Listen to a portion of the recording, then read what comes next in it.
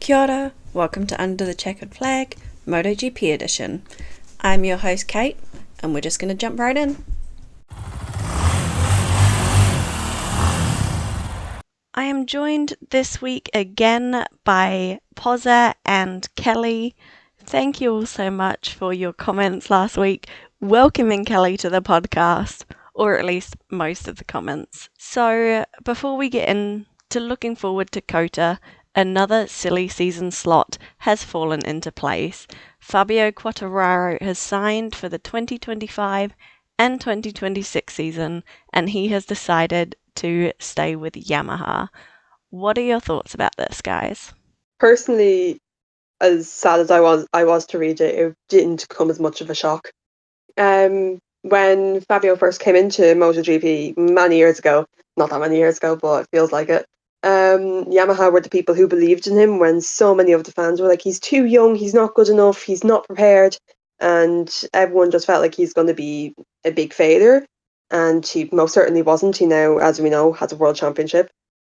But to be with a team for like that many years and have them believe in you, it feels like one big family.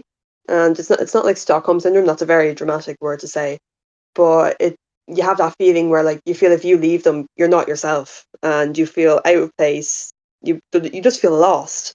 And I feel like that's the situation with Fabio now. The signing, as we read, is only until 2025. So I think if they don't improve their just track position in general and their speed within the 2 years, he will move away. Unfortunately, he can't stay there forever.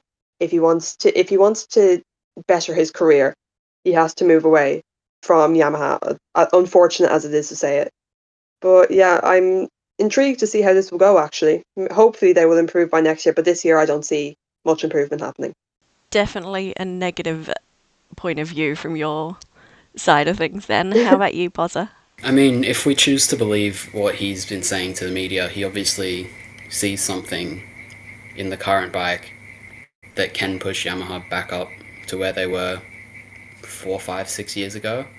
Um, Whether or not that's just the massive paycheck he's getting talking, we don't know.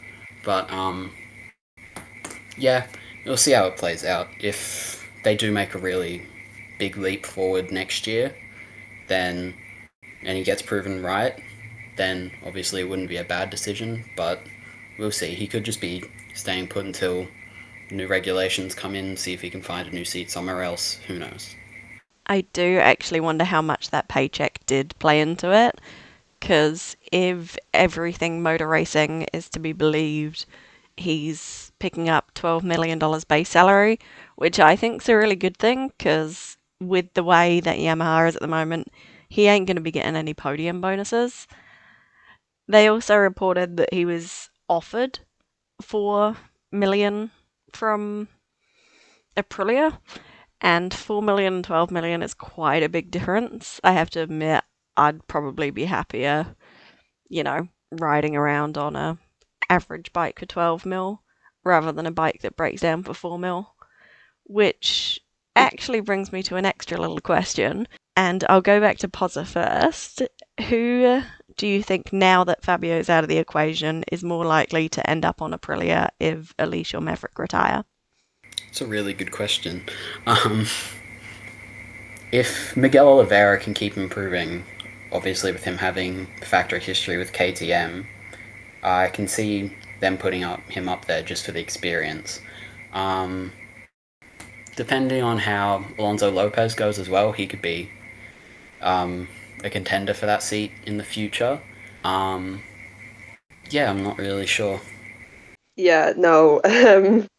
That question has caught me off guard, very off guard. I respect you for that.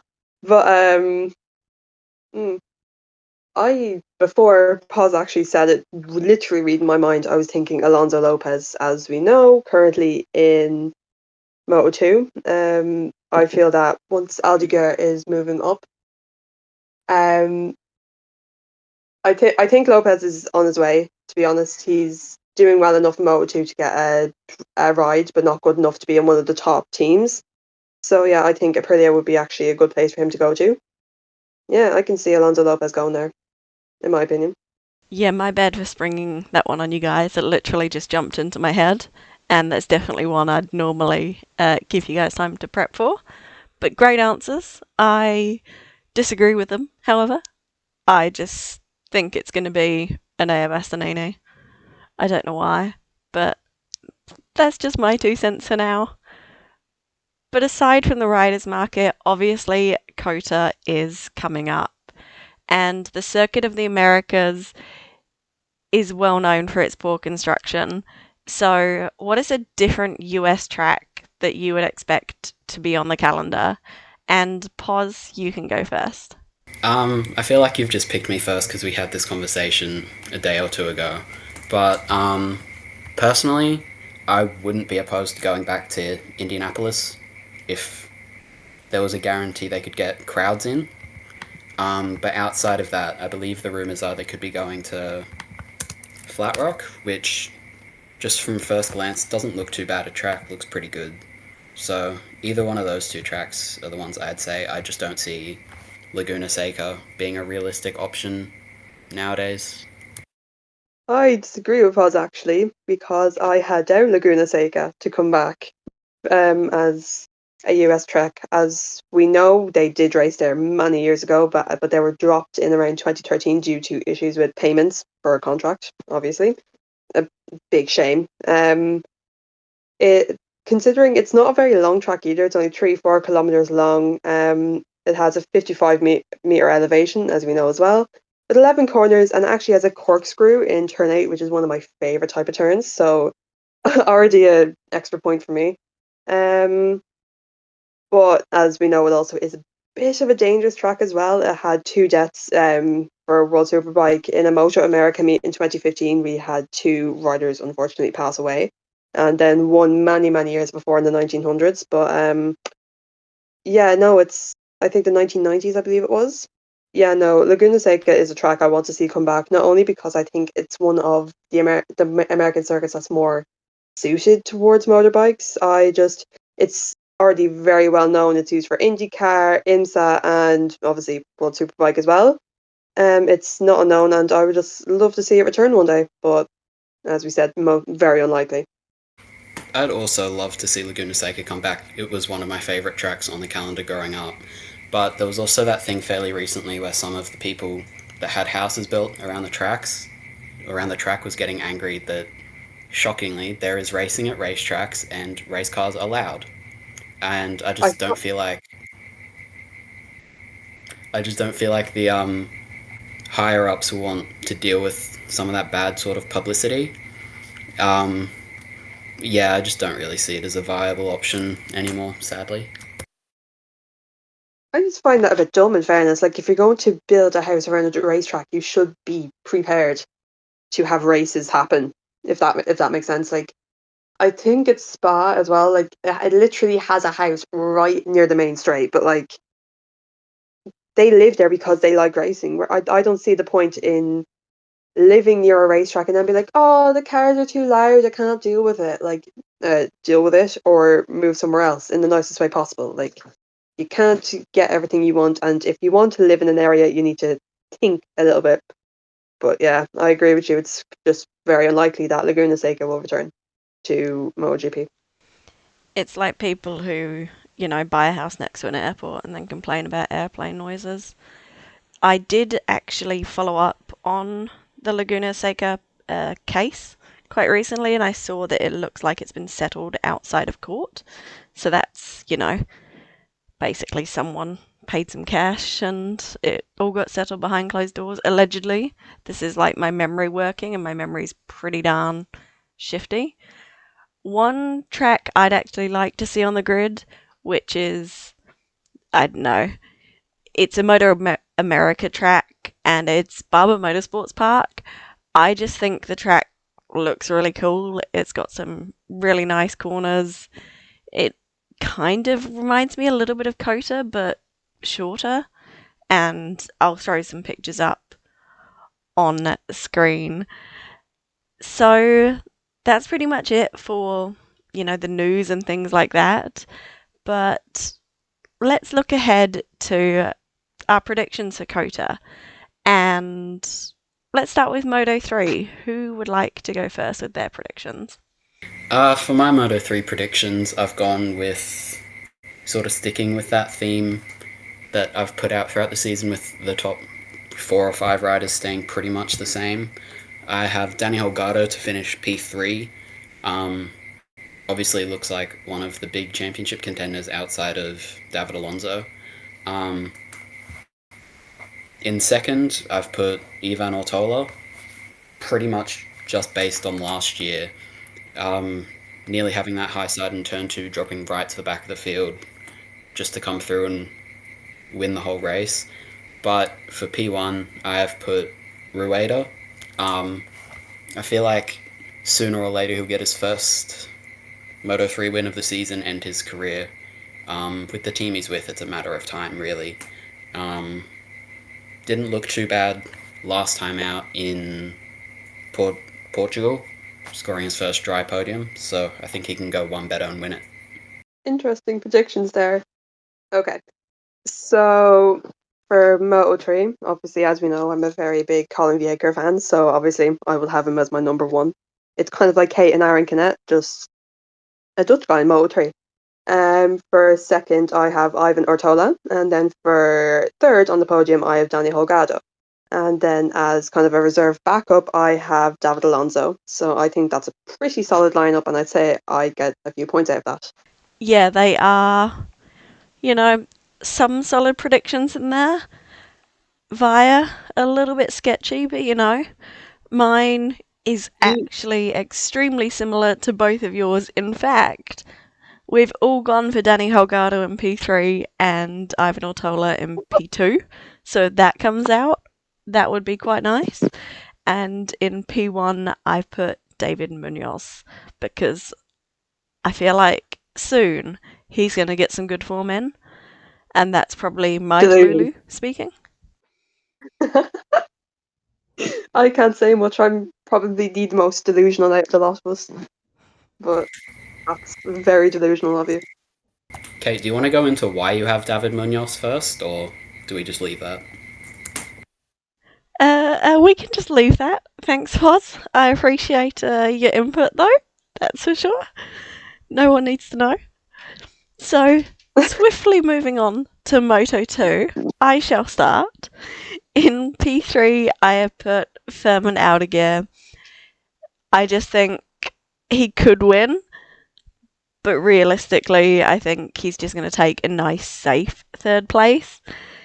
In P2, I put Lopez, and as Kelly said, it's like me and Canet. I've put him in P1 as I'm probably always going to. So those are my Moto2 predictions. Kelly, what are yours? So for my Moto2 predictions, it also comes true for Delusion. I have Furman Aldeguer as my winner from Moto2 because it's me. He's my favourite. Then I'm following in Kate's Delusion, and I have Aaron Canet in P2. And then for third, I have Lopez because he's a pretty safe bet. He's a fast guy. He's safe enough, so I think he has a fair chance. And both him and Aldegar are a very, very strong lineup. So I can see them doing well together this year in a whole. And then as a backup, I have Denise Onju, who Poz will be very happy with. I feel personally And that's attacked my that lineup. you put Canet in P2, just so you know. I have belief. He won last time, so I have belief now. Anything can happen. It's interesting that we all went for 3 riders, just in slightly different order. I've put Aaron Canet to finish P3. Obviously, did win last time out in Portugal. Um, I just don't think he'll do back to back. He'll probably still win a few later on. But in second, I've put Alonso Lopez. Looks strong in Qatar, obviously winning the race. Looked strong up until he crashed out of Portugal. I think he'll have another solid result in second, and I've put Fermin Aldeguer to win his first race of the season in the next race. We really have gone for So very me. similar things, but I guess that's to be expected. Although Kelly's done it so far, PozzA, neither you or I have given our reserves for Moto3, and Moto2. So, who are your reserves? For Moto3, I'm sticking with that sort of top four theme. I have David Alonso, and for Moto2, just purely because he did pretty well at this track last year, I have Tony Arbolino. It's interesting when we get down to competitive predictions, how quickly delusion can fade. So next week, it'll be interesting to see Kelly's predictions. But let's talk about the sprint. So moving over to MotoGP, I have gone with Jorge Martin in P3. I know he's the sprint superstar, but I just don't think COTA's going to be super strong for him. I think he is going to struggle a little bit more. In P2, I've gone with Fabio Quartararo. There is reasoning behind it. I know the Yamaha is rubbish, but they were really strong here last year, and I think they've got a better shot over a shorter distance. And in P1, it's going to be, hopefully, the recrowning of the King of COTA. I've gone with Marc Marquez. For the sprint, I, in the nicest way possible, we all know Jorge Martin is a little bit of a sprint merchant. So I have him in P1, even though you believe he won't perform as well in COTA. I have belief he's been good for me for points before, so I hold my faith. For second in the sprint, I have Marc Marquez, of course. Being realistic, he might not get the win in the sprint, but that's just how life goes. I feel like he'll get a podium place or at least a good amount of points.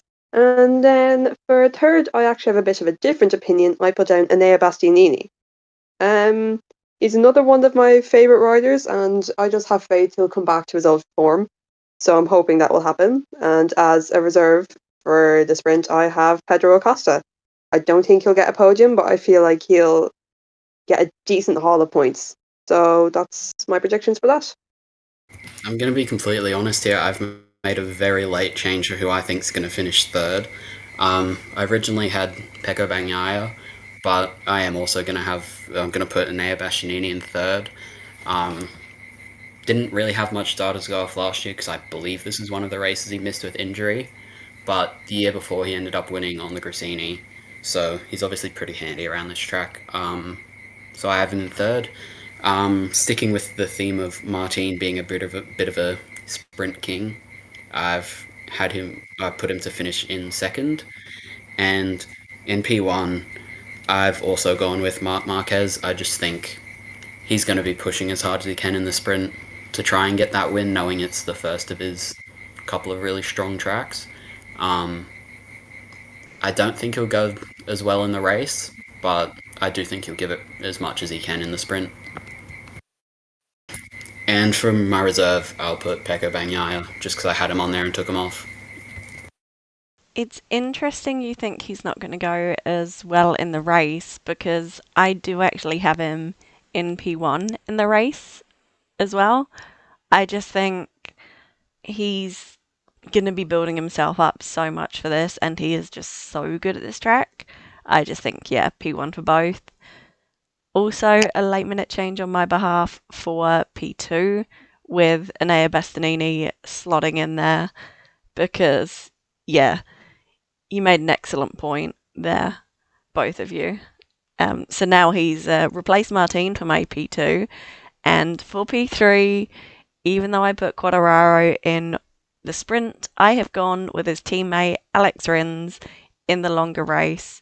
I know Rins is still suffering from that leg injury, and putting him in the longer race rather than the sprints could be a little bit silly. I just, this is probably going to be hopium speaking here. And for the reserve, I've actually gone for Pedro Acosta for both days. So, yeah, those are my race predictions.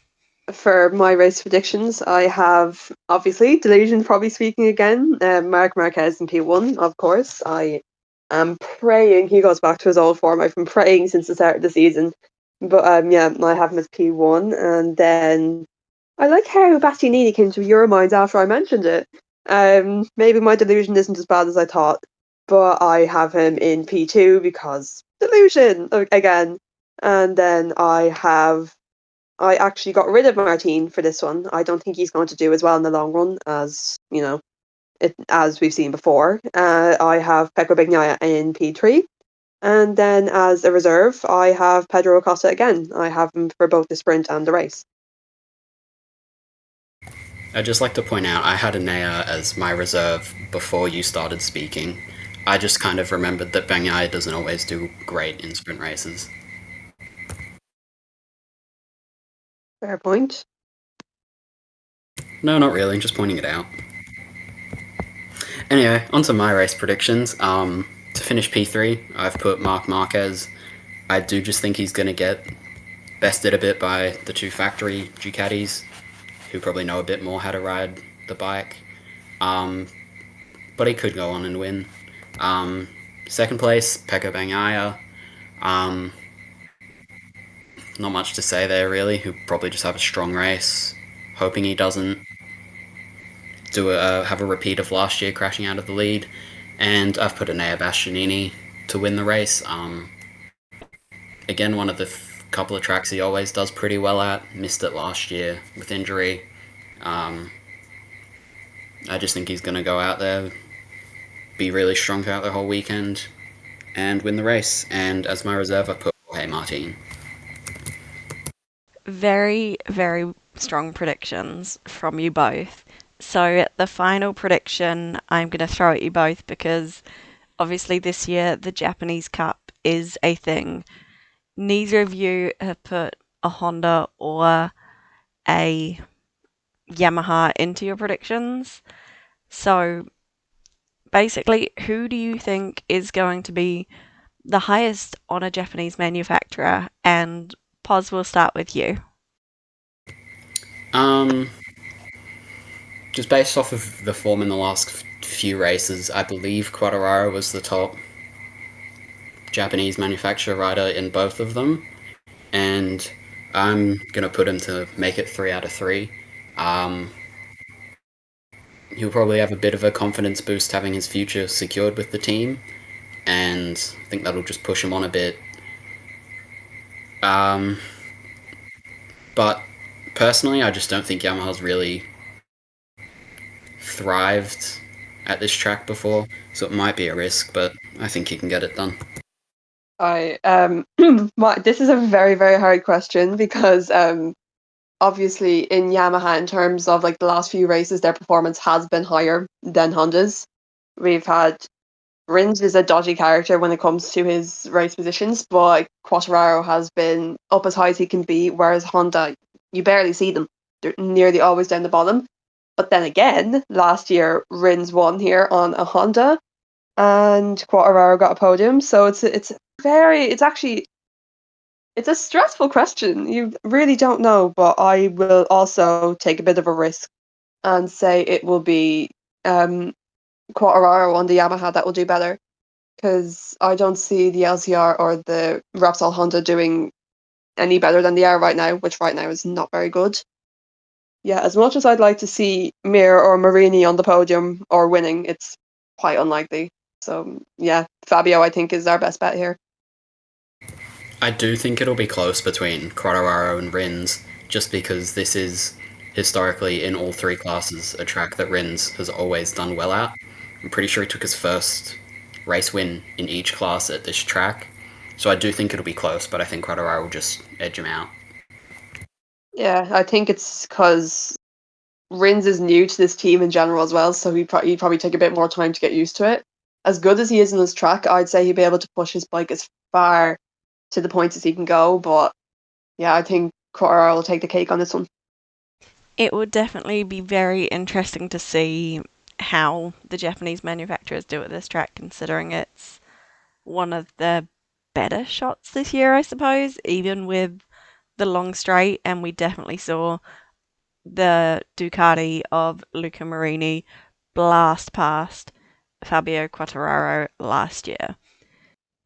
I'm just going to jump in because we didn't mention this before, but me and Kate both decided, because Kelly missed the first two races of the season, just to save having to like sort of average the points out at the end of the season or something because she's missed a few races.